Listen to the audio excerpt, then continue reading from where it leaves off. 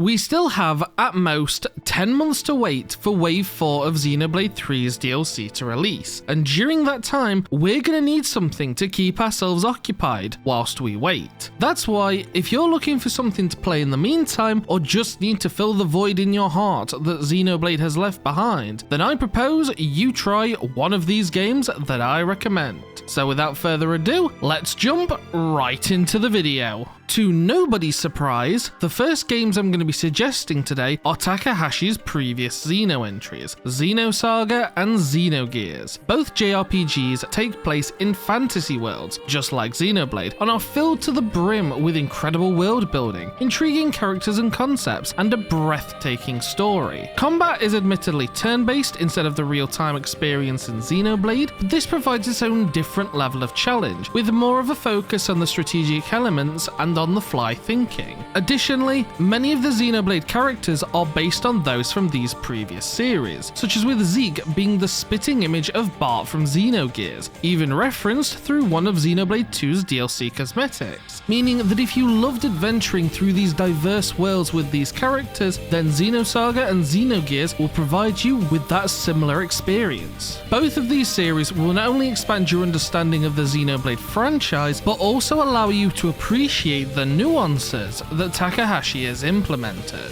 Furthermore, these games will also help enlighten you to the original source material for the Xenoblade games, being the perfect works, hopefully providing you with an understanding of where the series came from and where its future is heading. Also, if you're a fan of Xenoblade 2 specifically, then Xenosaga will give you the opportunity to meet up with fan favourites Cosmos and Telos once more, although I would recommend playing Xenogears first, purely due to the fact that in my opinion, it is a way better game.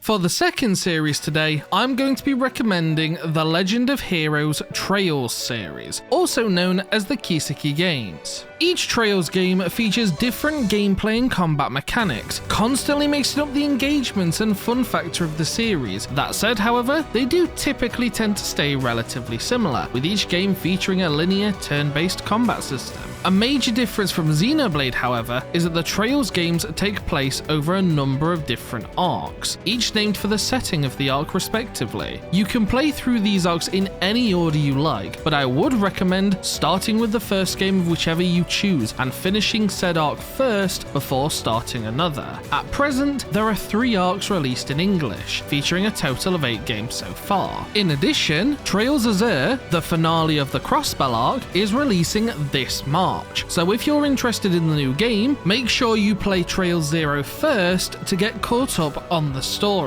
Speaking of which, if you're a fan of the way Xenoblade structures its narratives and utilizes thematic elements, then Trails likely will be the series for you. Each game delves deeply into a diverse range of philosophical ideologies and religious references, whilst employing a varied main cast of characters, each having their own unique dynamics, traits, and character arcs. In combination with the sheer amount of games this series has, I'm sure you'll stay more than occupied for the foreseeable future, whilst we all wait for further Xenoblade news, whether that be for the DLC story or an entirely new game altogether.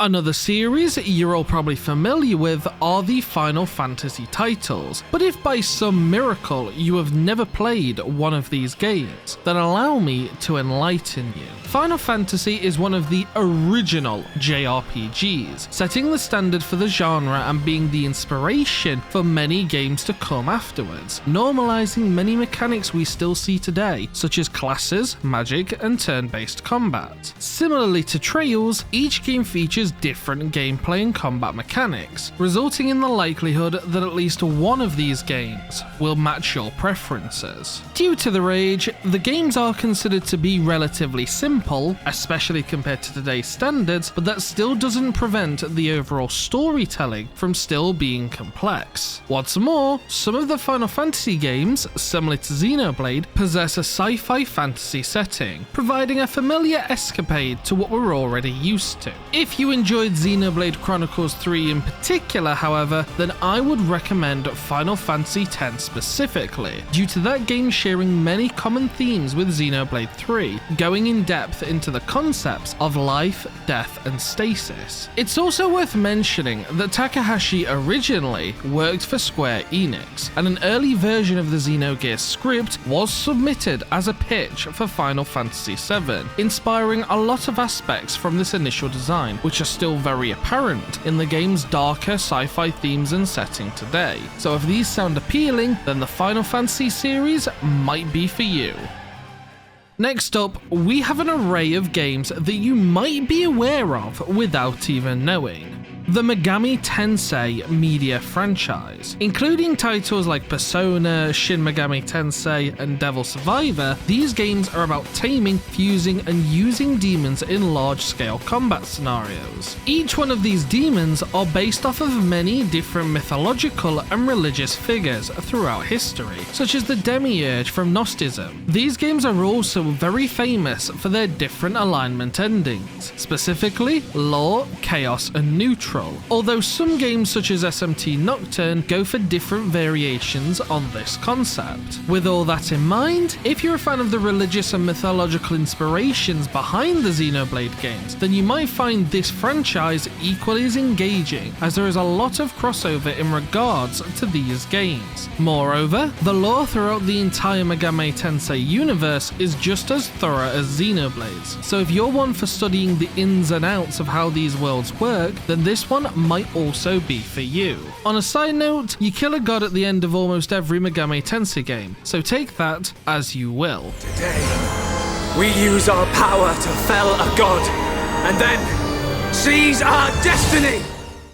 So up until this point, we've mainly talked about the larger franchises, which most of you have probably at least heard of. But the last game I want to discuss today comes straight from an indie developer, Chained Echoes. Chained Echoes is an action-adventure role-playing game where you travel through an SNES-style 2D world, battling monsters and completing quests. Combat is turn-based, but it uses a similar turn line to Xenosaga and Trails, except there is no leveling system, forcing you to micromanage your equipment and grimoire shards to advance the story. Additionally, if you're a fan of Xenoblade X, then you're in luck, as this game allows you to pilot around in mechs, using them in combat and unleashing extra powerful attacks. So why should you play it? Well, Chained Echoes was actually inspired by both Chrono Trigger and the Xeno franchise in general, taking aspects from both and incorporating them into itself. Whilst the narrative and writing style are different, the game does incorporate the typical twists and turns that we all love in Xenoblade so much, so that's a major bonus. If you need even more reason to pick up this game, however, then allow me to present you with the best information ever. The developer is absolutely based. Turns out that this game was actually delayed because the dev was enjoying Xenoblade 3 too much, and you can't tell me that isn't the greatest reason to get this game ever. Just before we finish off this video, I want to give a quick honourable mention to the Horizon series. Now this might seem like quite a strange recommendation, but bear with me for just a moment. Whilst the gameplay and combat are admittedly very different from everything we've discussed on this list so far, there are many similar aspects to Xenoblade when it comes to how the story and adventure are structured. Horizon is a game filled with lore and mystery that allows you to uncover its secrets at your own pace, doing either story missions to progress the narrative with semi-interesting characters, or through side quests which can directly affect the main story. Discovering the truth behind this world and the reason that giant, over-the-top robotic monsters roam the land genuinely reminded me of some of my favourite moments from Xenoblade. Therefore, if you have a PlayStation or PC and think you'd enjoy this style of gameplay, then I think you should give Horizon a go, as I believe you'll be pleasantly surprised to see what these games have in store for you. And those are the games I would recommend trying if you're bored waiting for the next DLC wave or Xenoblade game to release. I hope you found this this video useful and that you enjoy one of the games that I've recommended today. If you did and enjoyed this video, I'd appreciate it if you'd click that subscribe button, because my channel is dead currently with the lack of Xenoblade content to cover, and so your support would mean the world to me. I appreciate you all for watching once more though, and hope to catch you in the next one. This is JB, signing off. Also, here's a special mention to the greatest video game ever, Garfield Kart, which you should play regardless of whether you're looking for a Xenoblade-like game or otherwise.